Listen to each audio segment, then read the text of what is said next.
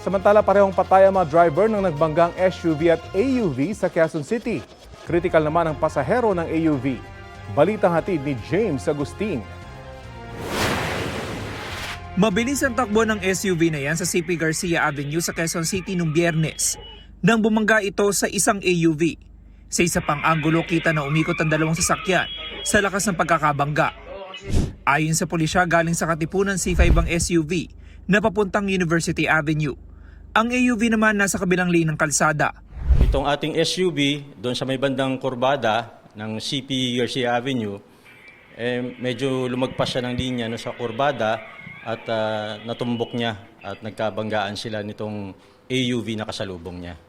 Naisugod sa ospital ang dalawang lalaking driver pero parehong binawian ng buhay.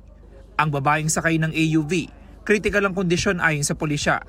Since yung parehong driver natin ay namatay, yung kanila pong criminal liability extinguished at yun pong civil ang pinag-uusapan po ng parehong partido sa ngayon.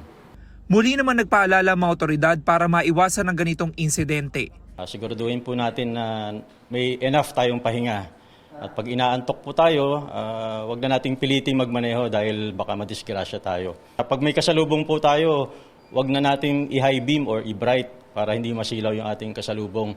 At pangatlo po, siguraduhin po natin yung mga ganong oras kasi konti na lang yung sasakyan. So wag na tayong masyadong magmabilis. James Agustin, nagbabalita para sa GMA Integrated News.